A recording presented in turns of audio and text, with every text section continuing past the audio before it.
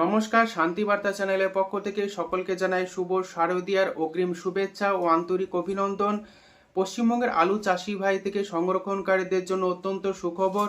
উত্তরবঙ্গে আলুর চাহিদা এবং বৃষ্টির উপস্থিতিকে কেন্দ্র করে এক ধাক্কায় অনেকটা আলুর দাম বৃদ্ধি পেয়েছে।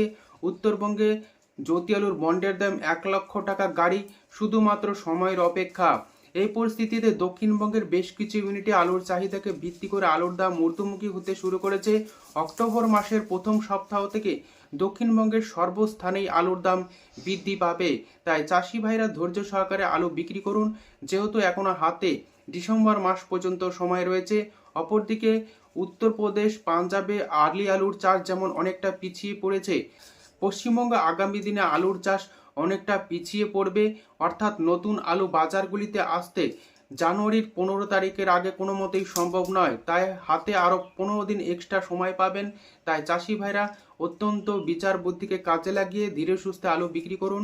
আজ পশ্চিমবঙ্গের বিভিন্ন ইউনিটে আলুর চাহিদাকে ভিত্তি করে বন্ড ও রেডি আলুর দাম কী চলছে তা তুলে ধরবো আমার এই ভিডিওর মধ্যে দিয়ে। তাই ভিডিওটিকে স্কিপ না করে শেষ পর্যন্ত দেখুন। ভিডিওটিতে একটি লাইক করুন। চ্যানেলে নতুন হলে প্রতিদিন আলুর বাজার দর ও আলুর খবর সম্বন্ধে বিস্তারিত জানতে এখনই চ্যানেলটিকে সাবস্ক্রাইব করুন, পাশে থাকা বেল আইকনটি প্রেস করুন ও ঝড়ের গতিতে ভিডিওটিকে শেয়ার করে চাষি ভাই থেকে ব্যবসায়িক সকল স্তরে মানুষের কাছে পৌঁছে দিন। উত্তরবঙ্গে আবহাওয়া পরিস্থিতি এবং বৃষ্টিকে কেন্দ্র করে আলুর দাম এক ধাক্কায় অনেকটা বৃদ্ধি পেয়েছে। কোথাও কোথাও 420 টাকা থেকে 450 টাকা পর্যন্ত জ্যোতি আলুর বন্ডের দাম পৌঁছে গিয়েছে।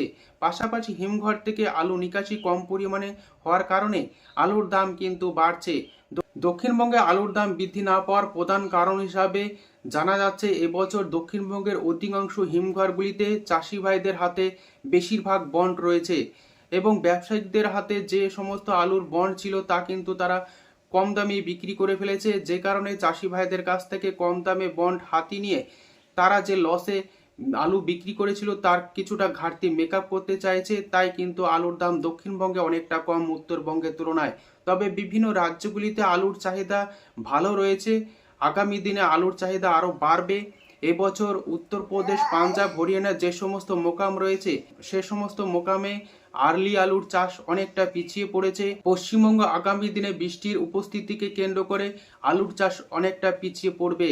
পাঞ্জাব থেকে যে সমস্ত বীজ পশ্চিমবঙ্গে আসে তা এবছর অনেকটাই দেরিতে আসবে। তাই 15ই জানুয়ারির আগে পশ্চিমবঙ্গে আলু উৎপন্ন হবে না, নতুন আলু, যে কারণে দাম অনেকটাই বাড়বে। ধৈর্য সহকারে আলু বিক্রি করুন।